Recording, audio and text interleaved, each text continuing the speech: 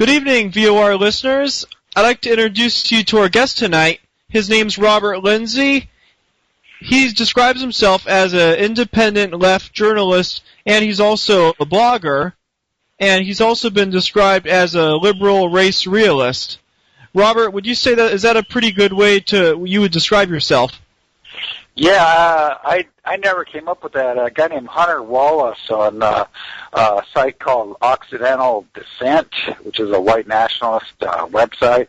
I don't subscribe to white nationalism, but anyway, he reviewed my blog and he was reading it for a long time, and he came up with the idea of liberal race realism, and this was what he described my philosophy as, and he really hit it on the nail. Really, he hit it perfectly. He said it's a dash of race realism. It's a positive white racial identity, white ethnocentrism, anti-racism, which is the weird part. Yeah. The leftist view, what he calls the leftist view of American history, which would be like, agreeing that we whites are responsible for slavery and the genocide of the Indians and pro-civil rights and all this sort of thing. And the last one was all on top of a base of liberalism. And that's what it is. That's what it is. I mean, I didn't... So you sort of... You say you identify as a liberal on both the economic and social issues. Yeah, but not really a leftist on the social issues, because they're just gone crazy with the P. I'm against the PC thing. That's just, it's nuts and it's anti-white and it's divisive and that's just crazy. You know, I mean, I'm white and I'm a man, and the PC leftists, they hate whites and they hate men. You know, so. I don't. When you say you're anti-racist, you mean the true definition, because the true definition of racism, I mean, someone who's really a racist is someone, let's say they see someone walking down the street and of a certain color, and they automatically get kind of a repulsive reaction just because of someone's race. But the definition of racism has kind of been twisted to anyone, like if you have a sense of racial identity, or if you criticize the collective behavior of any group. And I think the word anti-racism, it's been twisted. A lot of these groups like the SPLC and the ADL, I mean, the SPLC is very anti-white, and the ADL is more kind of a Jewish collectivist organization, so they have this agenda behind that. The new definition of anti-racism is nuts, and I reject it. And I've got my own definition. My own definition is based on animus. Do you feel animus towards any particular group? If you're white and you feel animus, animus, A-N-I-M-U-S, it means hostility, basically. Animosity, Yeah, animosity, If I'm white and I feel animosity towards blacks, I'm racist, I mean, that's what racism is, man. And by that you mean there's a kind of a difference, because there's animosity purely based on race. Some people may not like the sort of whole ghetto kind of culture that some blacks subscribe to, but that's a little bit different than someone who just flat out, The real racist just hates blacks. I mean, I don't like ghetto either. I mean, a lot of black people don't like ghetto, But the real racist just hates people just because they're black, man. That's all there is to it, man. And the anti-racist thing, really, a leftist was talking to me the other day, and he just wrote all over me, and he called me racist and sexist and all that. And he said that in order to be an anti-racist, you need to reject whiteness completely and become a race traitor. So that's the leftist view of anti-racism, and I think it's nuts. I think it's crazy. And they also say that race realism is all racism too, and criticizing any race is racism, or even the recognition of race is racism. I mean, this word racism is just sort of propagating like some kind of a virus that's just replicating wildly or something, and it's getting to the point where it hardly has any meaning anymore. So you reject this whole political correctness and the so-called anti-white movement, but you've also been critical of the white nationalist movement. What's your take on that movement? I don't like it because they're racist. You know, I mean, they really are. And you think all of them, or just a huge portion, or? Oh, I know they're all racist. I'm trying to think of one that I've met so far who's not a racist, and I haven't met, because I keep an open mind, and they keep telling me that they're not racist, and so I'm always looking at these guys and I'm thinking, okay, well, maybe I'll find one that's not a racist, but they're all racist.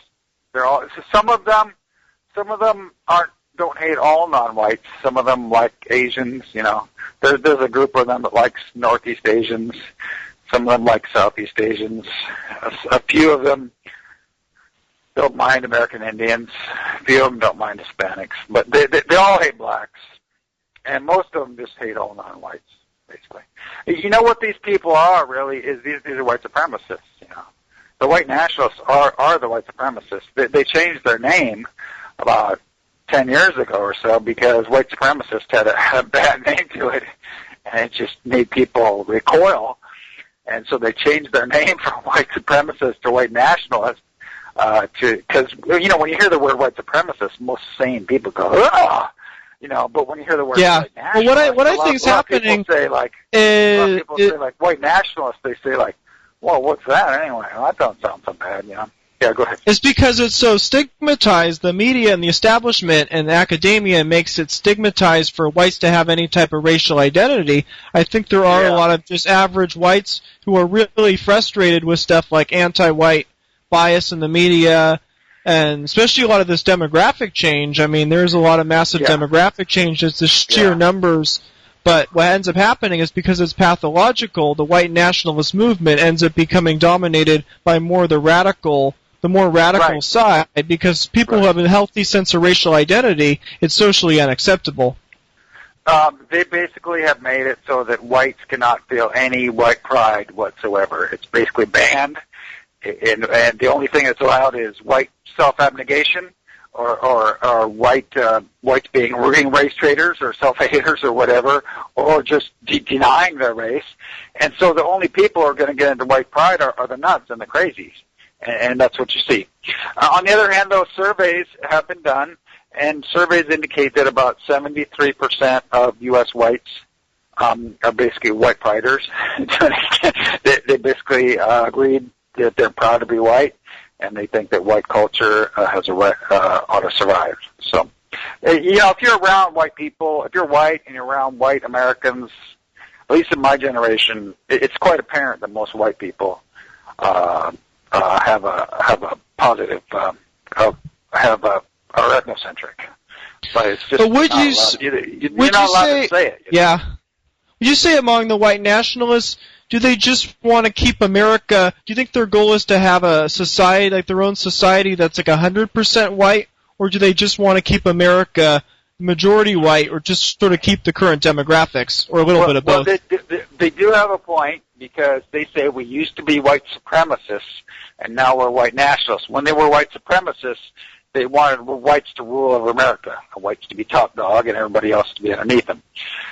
And they even said things like, we're throwing all the non-whites out of here and stuff like that. But they basically given up on that because of the demographic change, and we're such a heavily non-white nation now. They've all switched to white separatism. And white nationalists are all white separatists now, and they all want a separate state because they've given up on America.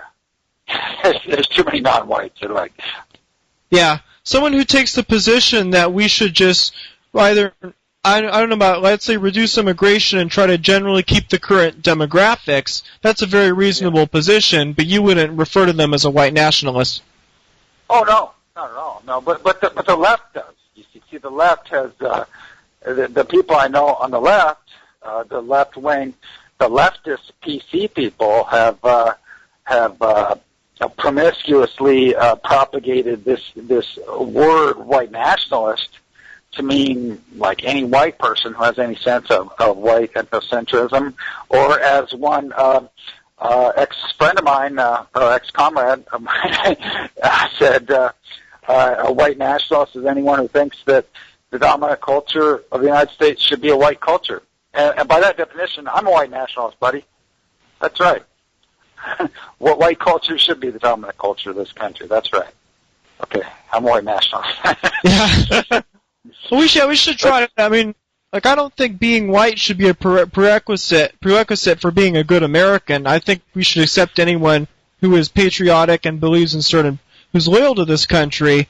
But I think it's perfectly reasonable to sort of keep this current demographics because, I mean, the main issue is it's immigration.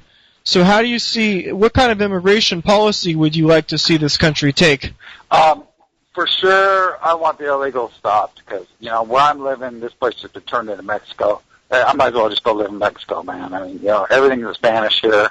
It's all illegal aliens. All the working class jobs are gone. My white friends here, my white working class friends here, the white proletariat here, they're unemployed. They've been worse than proletarianized.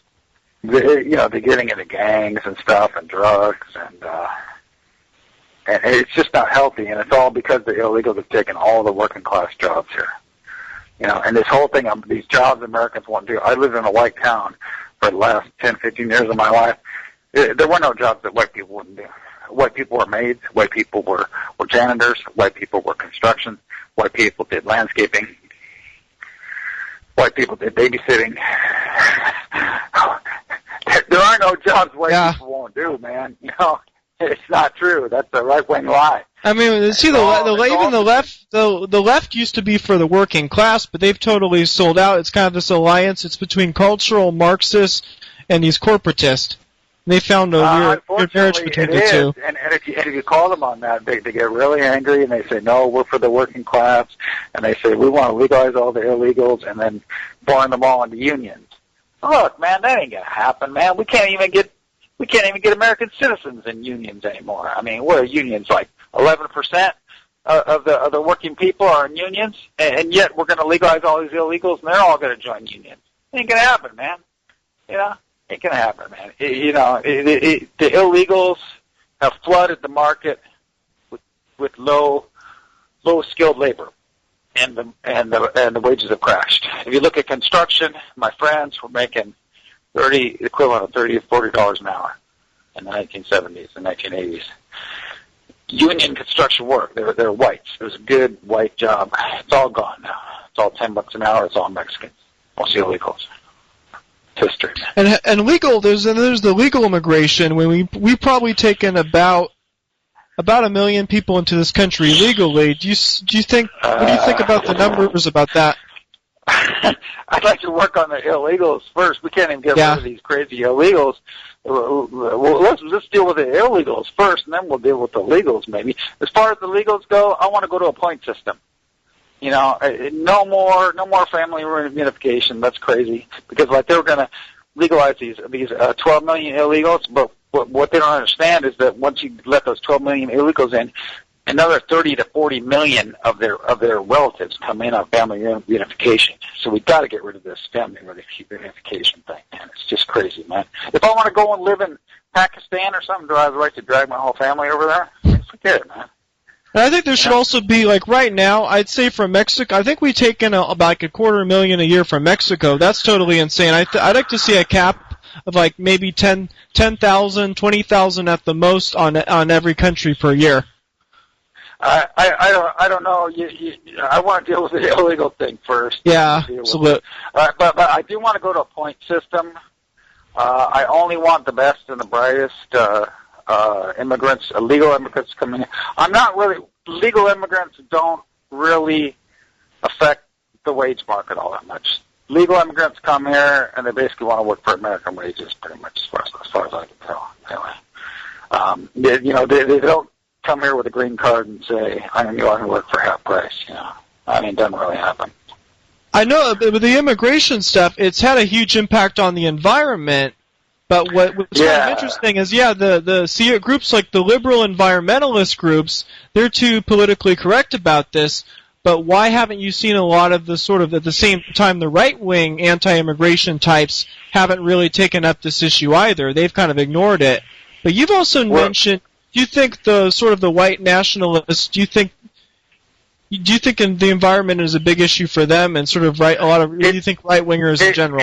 It really isn't, although the white nationalists do parrot it. And the guy over on Occidental Dissent, the guy who runs Occidental Dissent, he did a great big series opposing the libertarianism of so many white nationalists on all the endangered species and all the extinct species that have been like driven extinct here in America or driven to endangerment here in America. And he said this is what libertarianism will lead to. It's just mass extinction. And one thing, like if you go to American Renaissance, you know, and you read, it's an interesting site to read because that's the most moderate of the white nationalist sites, you know.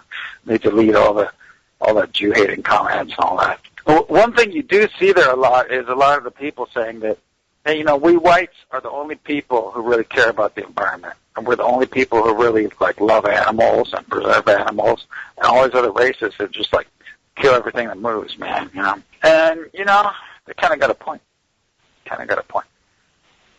But it's interesting to look at California, like it's the liberal, to kind of compare the liberal parts and the conservative parts, because the liberals in California are really insane on immigration. But I mean, if you go down to, I think you said you grew up in Orange County. I think Orange County has really been ruined. This whole kind of, they had kind of this conservative libertarian philosophy. I think Orange County was probably a great place from like the 50s until the 80s. But I think just this type of development that they've had there, every square inch of land has just been crammed with these tract homes, and it really looks horrible if you drive down there. There's nothing left. I grew up there, and you know, it was kind of cool, you know. And there were still wild animals and stuff. I saw in Huntington Beach. I saw weasels, gray foxes. There were all kinds of animals, you know.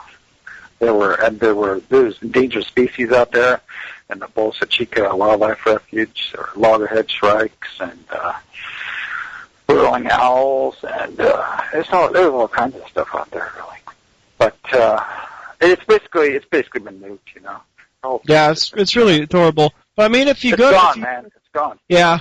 If you go up to, like, if you look at Northern California, let's say somewhere like Marin County, on the other hand, it's ultra liberal, and I mean, I'm not the biggest fan of a lot of those, like, liberal elitists like Barbara Boxer, but I mean, if you go up there, they've done a really great job on conservation, and if you go to the towns there, they preserve everything, everything has character, they've kept the open space, and I mean, that's kind of why I'm not a libertarian. I kind of agree with libertarians on some issues, but I mean, libertarians don't really care, they don't care about demographics, they don't really care about they don't care about wilderness, they don't care about preserving, like, historic architecture. They're just kind of about what's best for a profit. Yeah.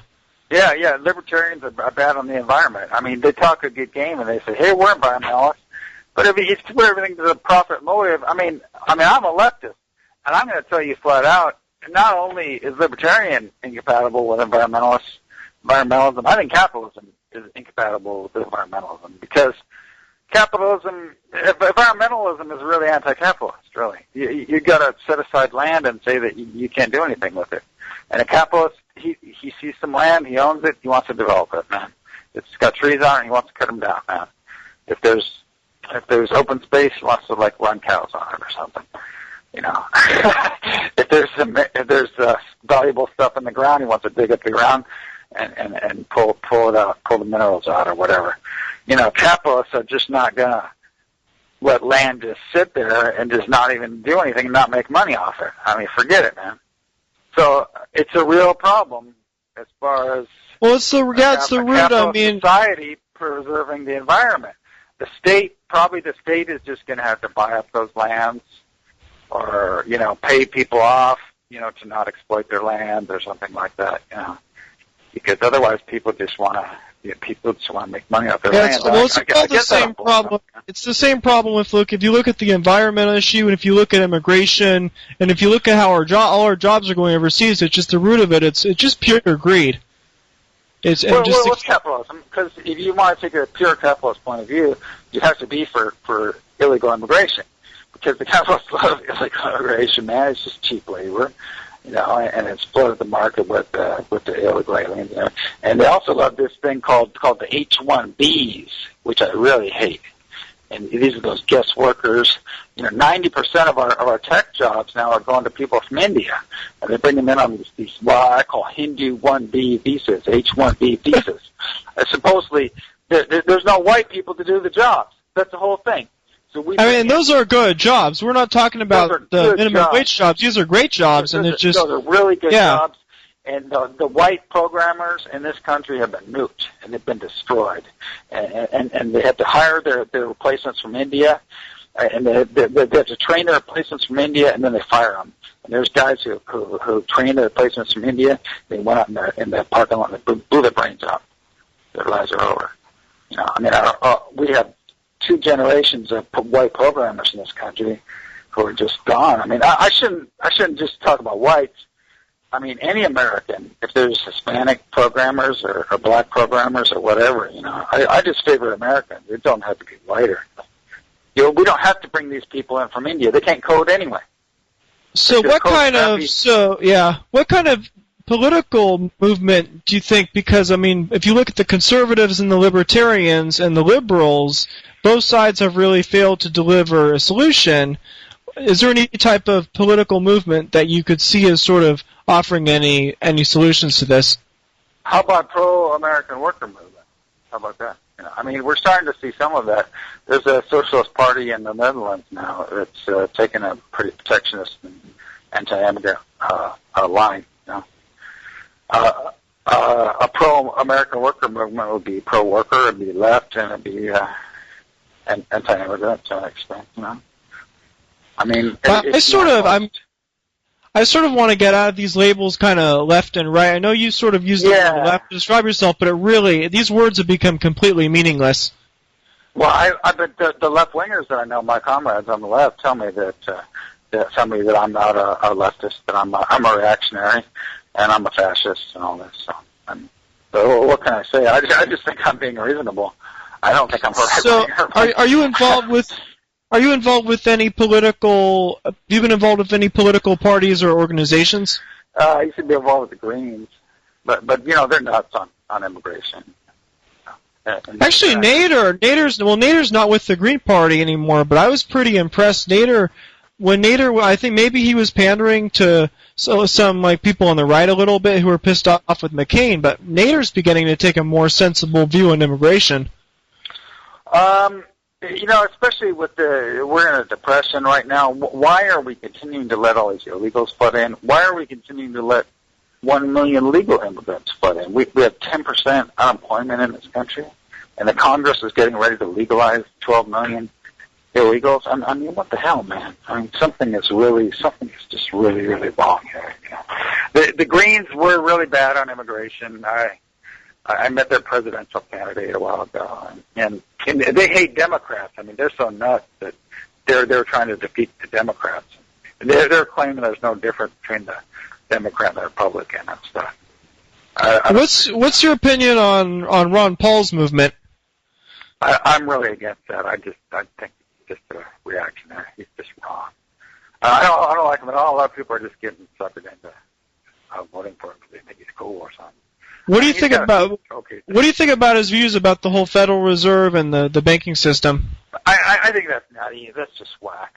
As I understand it, the Fed ought to be audited for sure, but there's nothing wrong with having a Fed. That's just reasonable, Because before we had a Fed, we just had a totally insane, unregulated economy, and we had wild booms and wild crashes, and that's what you're going to have, man. You're just going to have wild run-ups and boom times, then you're just going to have these insane crashes and horrible depressions and stuff.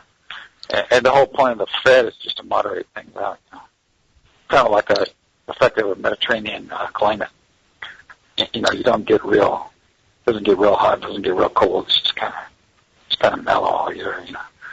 The thing about the Federal Reserve is the big thing. You're all for auditing it, but if there's a strong argument that we do need some kind of central bank, but I don't like how it's all privatized and how they're making all these deals with private bankers and giving them special loans. That's what's really the whole corporatism in it. Honestly, I don't know that much about it, but as I understand it, that bailout was probably necessary because the Paul people were just like oh, don't bail them out. And, man, that would have been a really bad idea. It would have had like a 1930s style Great Depression or something. But see, Ron Paul thinks that's cool. See, his whole thing is, well, hey, you don't regulate capitalism, man. You have booms and busts, man. You're going to have a depression, I think that's crazy. Well, Ron, I sort of agree with a lot of things, but I do think we definitely need more regulation on Wall Street.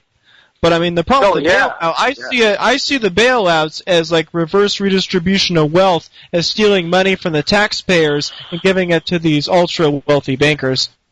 Well, as I understand it, and I was reading left-wing and liberal people, and they're pretty much saying that we pretty much had to do that, I guess. I mean, if we were going to do that, I mean, things were going to get really bad. We're going to have a really bad depression. So I supported that, but I think it should have come with a lot more string attached to it. And do you think do you support some kind of Tobin tax, like a tax on speculation? Oh, absolutely, yeah. Financial transfers, absolutely. Yeah. So then, if that was that was part of the bailout, then they would be forced to pay that money back. But right now, not at all. Yeah.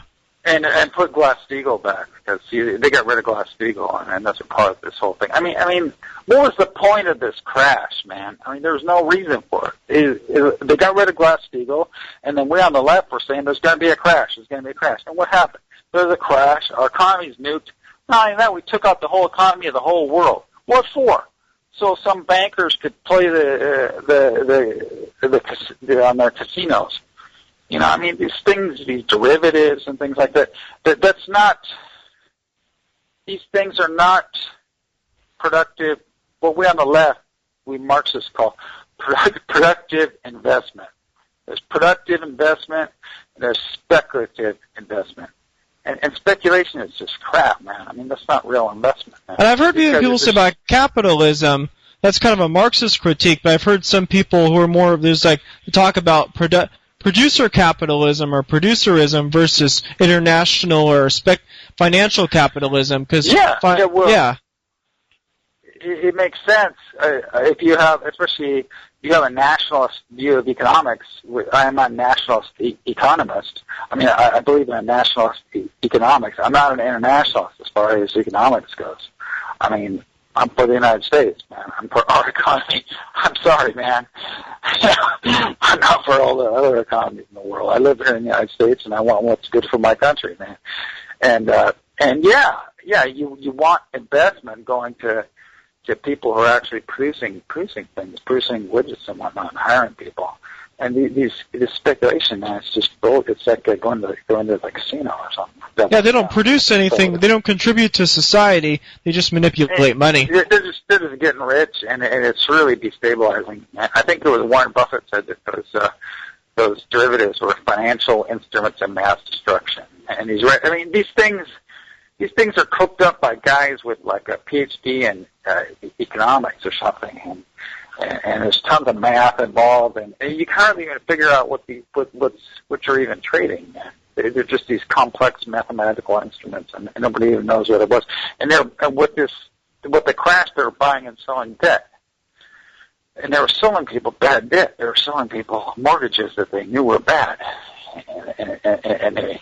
and people were buying them because the crooked rating agencies and accounting agencies were rating them AAA loans, AAA ratings. They're giving them AAA ratings, and they were full of bad mortgages. So you've noticed you've written a lot about Zionism and Jewish issues, but I've noticed how you write about it.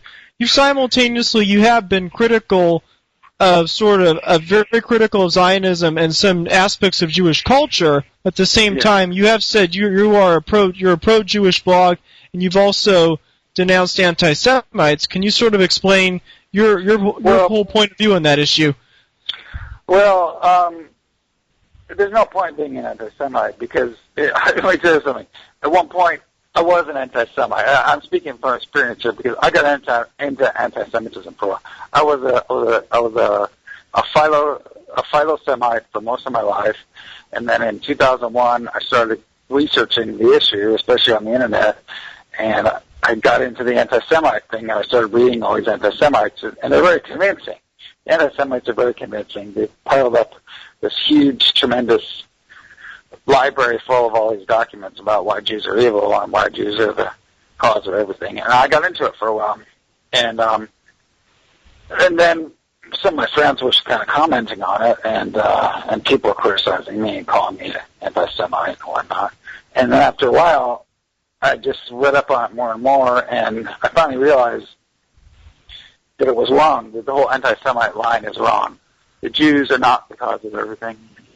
The Jews are not the cause of everything evil in the whole world. They're not evil.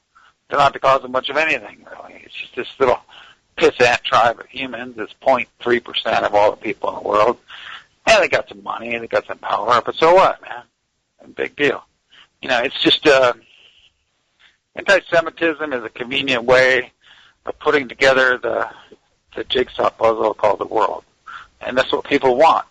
People want an easy explanation for why the world is the way it is. What do you think are some of the main causes of anti-Semitism? I mean, the causes in general. The causes in general, the Jews have money. They just have money and power. They're really, really smart, and they're greedy, and they're really into money. And for a small little group of people, man, they got a hell of a lot of money, and they got a hell of a lot of power. And they're not shy about it. They throw their weight around. They're extremely ethnocentric. And they're out for the Jews, man. I mean, but hold on a second. I mean, I agree with you, but I mean that if the ADL was listening to our conversation, they would probably say that comment was anti-Semitic itself. They can call so me there's that sort all of they want. there's sort of we have to differentiate what is like just pure anti-Semitism and what's sort of rational criticism. But I mean, it is true says that Jews are evil and Jews are just this. You know, it's animus, you know. I don't have any animus towards Jews. I don't care about Jews. I don't care. I mean, I need to find a rich Jew to give me a job right now, you know. I don't hate these people, man. I want to go live with some of them. Just because I say that they're rich and they got a lot of power doesn't mean I hate them, man. I mean, that's not bad, man. You know, they've done well for themselves, you know. But in that sense, you sound more like a capitalist. Isn't that kind of what the capitalist view is, that if you make a lot of money, more power to you. Well, the Jews are capitalists, but you know, from a left point of view, these are some of the more progressive capitalists. The Jewish capitalists are your more liberal capitalists, and even sometimes left-wing capitalists. So as far as capitalists goes, they're some of the best of the bunch, you know. But with the white nationalists, you think the main thing is it is true that the Jewish community, especially the organized Jewish community, has this double standard where they support Israel, which is basically an apartheid state. Maybe they're kind of jealous because Israel is like a racial separatist state. The white nationalists hate them because the Jews hate white nationalism. Oh, it's a vicious cycle. The Jews think the white nationalists are evil, and the white nationalists think the Jews are evil. So every time white people have gotten together and said, hey man, white pride, or even worse than that, anytime some white nation has gotten together and said, hey, Romania for the Romanians, or Germany for the Germans, or Spain for the Spaniards, or whatever, you know, the Jews have always eaten it, man. Anytime white people get together and get nationalists, they always go after the Jews because they always say the Jews aren't part of the nation.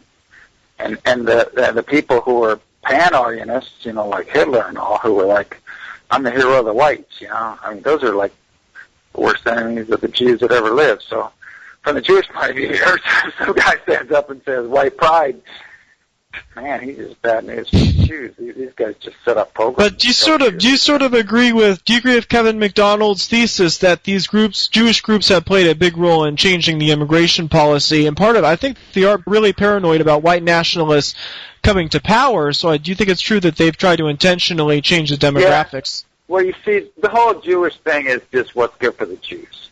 There's all these people think about this. They're probably one of the most ethnocentric people on the face of the earth, and this is what McDonald told me when I was talking to him on the phone.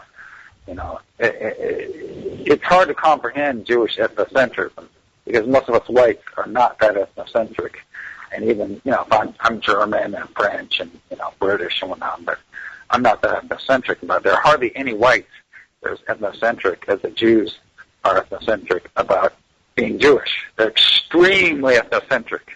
The whole Jewish thing, whenever they get in any country, they don't like mono-ethnic, mono-religious, monocultural countries. They don't like a country that's all Romanian, where everybody's Christian, Eastern Orthodox, and has a Romanian culture. If they get in Romania, they're going to be like, hey, man, open up the immigration gates and let all these funny people in or whatever. Because the more the society is multicultural and multi-religious and multi-ethnic and multiracial, the Jews figure it's better for the Jews. And that's all the whole thing is all about. Do you think it's Jewish organizations are the main force behind immigration and multiculturalism, or do you think it's a coalition between other groups like... Really. Not really. At this point, the whole white elite has gone along with it. You know, I mean, you can't blame the Jews anymore. The whole white elite, the whole, on the right, on the left, the whole Republican Party is behind it.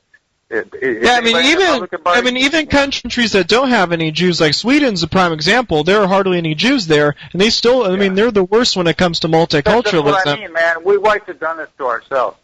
As far as multiculturalism, anti-white propaganda, white self-abnegation, white self-hatred, flooding white countries with non-whites.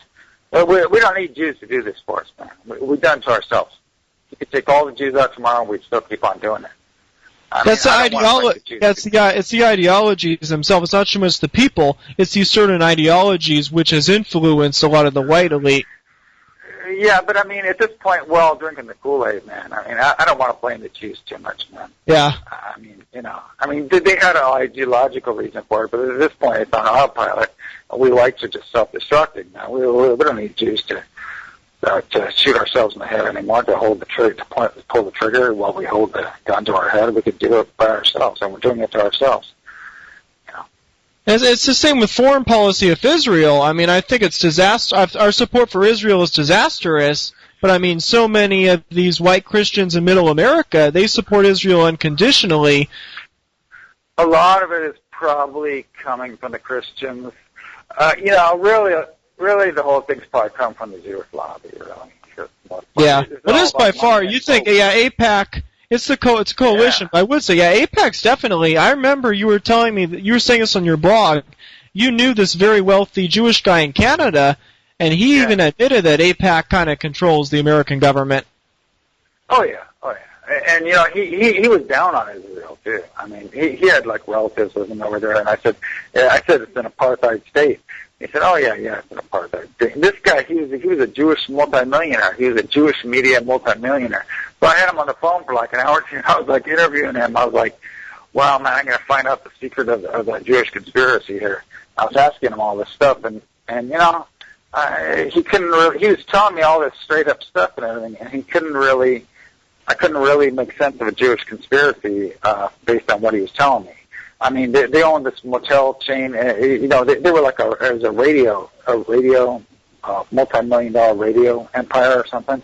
And they said that they were trying to get, they're getting into porn or something. And they had these motels, and they're trying to get the. And was he doing porn? Was it part of some conspiracy to like get white women to sleep with blacks or some kind of sinister conspiracy? He didn't even care, man. He didn't care anything about porn or anything. The dude was just into making money. I said, "Why are you doing this porn thing?" He said, "Hey, man, it's good money." He didn't have any ideology or any agenda or anything, man. And he was even kind of down on multiculturalism because he was from Canada. He was like, "Yeah, this place is like really multicultural here. There's a lot of Muslims here, and they really hate Jews." I don't know about this multicultural stuff. He's kind of dubious about it, you know. And he said, "I said Israel's an apartheid state." He said, "Yeah, you're right. It's an apartheid state. You're right." So is that kind of did that experience? Is that when you sort of went out of your anti-Semitic phase? No, I'd already gone out of it because I finally realized that. And when I finally came to, I realized that I was insane when I was an anti-Semite. It was like, wow, man, I was nuts.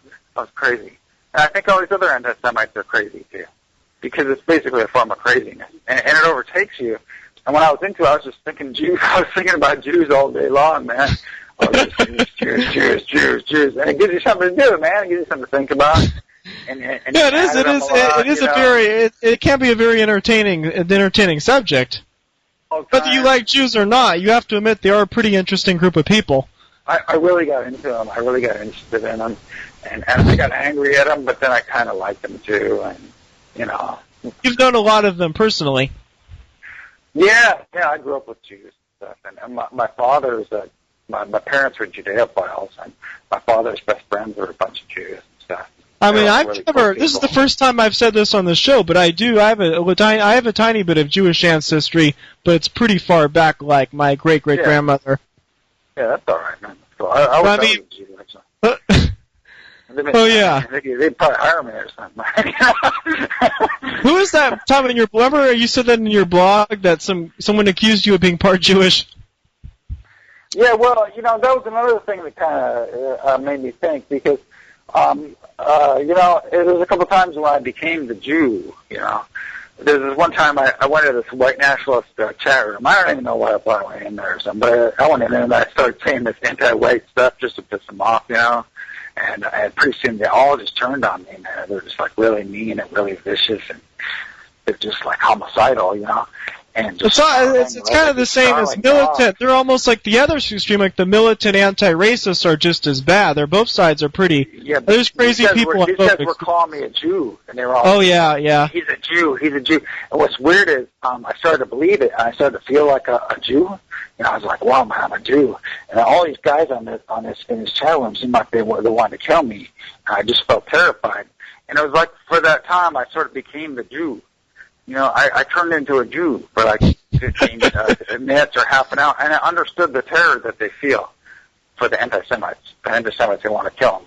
So I think that's a useful experience to empathize, to become a Jew. And another time I was at a coffee shop, there was an Italian guy or something. He said, are you Jewish or something?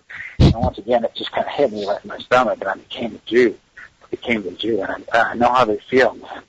And that feels bad, man, because people just hate me like that, man. So I can see where they're coming from, man. There's people who want to kill them, man. Yeah. I can see it. I think that's a useful thing that people ought to get into, just to understand where these people are coming from. I think it's important for all sides to try to, even if someone's your political opponent or your enemy, it's important to understand to try to get into their whole point of view. Yeah, that's good, and it humanizes them. That way you don't hate them or nothing. I just realize. I do that all the time. There's two kind of extremes. There's this sort of, I think there's rational versus irrational anti-Semitism. The radical anti-Semitism, they take it to the point where they believe that all Jews are evil and they're in on a vast conspiracy, but there's still plenty of legitimate criticism of Jews at the same time. You just have to find a healthy balance. If you read Jewish magazines or Jewish newspapers, or if you read Israeli papers, you'd almost have to call them anti-Semites, because the Jews are always bashing themselves, and they're always criticizing themselves, and they're always jumping all over themselves and all. And that's cool, I mean, it's healthy. It's all right, man. So are all Jews anti-Semites or what, They're very self-critical people, but they only do it when they don't think anybody's listening, when they think the door's closed, and there ain't no Gentiles around. Because it's like you start talking that way around the Gentiles, the Jews are going to go, hey, man, shut up. We're trying to start a program, So these people are very self-critical of themselves, and really we ought to be able to criticize them in the same way that they criticize themselves, in a loving sort of way. And it is a good idea to try on other mindsets. I do this all the time, and it almost makes me neurotic, because there's times when I just feel like a libertarian or something. I feel like a right-winger. I feel like a conservative or something. I just can't really get out of my head, because I just totally inhabit their mind space, and I understand their ideology. And I understand almost everybody's ideology. And that way I don't really hate them, but it's just kind of confusing sometimes, because I understand them so well that I start worrying about turning into one. Yeah. So what do you think are the big flaws of the left? Well, as one of my comrades was telling me the other day, he said, I said, because I oppose identity politics. I said, look, this identity politics thing is just wrong. It divides people, because there's a whole argument on the left that we shouldn't be doing this identity politics stuff. Because if you go to feminist blogs, left-wing feminist blogs, those women, they hate men. They hate men, If you go to left-wing black blogs, those blacks, they hate white people. If you go to left-wing Hispanic blogs, they hate whites. What's the point of this? I mean, the point of the left is unity. White workers, black workers, Hispanic workers, female workers, we all got to unify and get together. And this identity politics, all it does is drive us all apart. And this is what the right does, you see. The right drives, takes male and female workers and drives them apart. Says, hey man, if you're a man, you got to vote Republican because to be a Democrat, you're a wuss, dude. You know, and it takes the religious from the non-religious. Says, hey man, if you're religious, you're a Christian, you got to vote Republican if you're working for minimum wage, dude. You know, and it says, hey man, if you're white, you know, you can't vote for the party of the blacks and the Mexicans. You know, if that's the Democrats. If you're white, you got to vote for Republican. And if you're like unemployed, see, the right always does this. The right always uses race, gender, nationality, religion to divide the working class and get the workers to vote for the conservatives. And the conservatives are always the party of the plutocrats. They're always the party of the rich. And identity politics in dividing men from women, blacks from whites, whites from Hispanics, whatnot, blah, blah, gays from straights, blah, blah, blah, blah, blah. The religious from the non-religious. It's doing the same thing as the right. It's dividing the workers. And half of them are going up voting for the right. What's the point, man? The workers are supposed to unite. Well, I don't think it's just, but it's sort of, I think both political parties, I mean, the both right and the left, they've both been kind of co-opted by this whole corporatist, globalist agenda. Yeah, I don't think it really is actually corporatist, because I actually support corporatism. A true corporatist economy has a very heavy state involvement, and basically the corporations do what the state tells it to. And it's state-directed, nothing else like what they got into, like Japan, South Korea, Taiwan, Singapore, places like that. I mean, we don't really have corporatism, really. We have just a full-on free market, man. I mean, the government doesn't tell the corporations what to do. The corporations tell the government what to do. You know? But that's a little bit, and like Japan, it's more kind of that's they have an economic nationalist system, and I think Japan has a much better system than we do.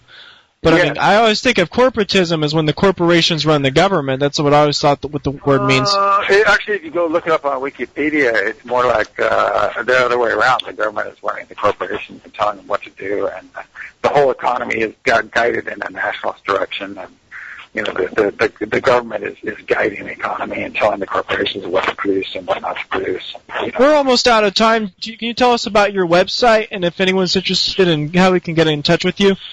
It's robertlindsay.wordpress.com. Or if you just put in Robert Lindsay in parentheses on Google and put like blog or something, it'll just come right up. And it gets about 4,500 visitors a day. And there's another site on Blogger. It's another like 4,000. That's just shock videos and stuff. It's just like dudes getting their heads chopped off. That's just like sick stuff. Yeah. But, anyway, you know, we're still trying to grow the site, and we got a real friendly community there, and there's tons of commenters of all different races. And it's an anti-racist site. You know, we don't. If you're racist and you come over there, you know, we got blacks over there. You know, they're just going to jump on. If you start saying anti-black stuff, the blacks are going to jump all over. Well, that's all we have for tonight. I want to thank our guest, Robert Lindsay, for being with us. And thank you so much, man. And we'll take care, and we'll be back with you next week. Okay, thank you so much, man. This is wonderful. Thank you. That was great. Bye. Bye.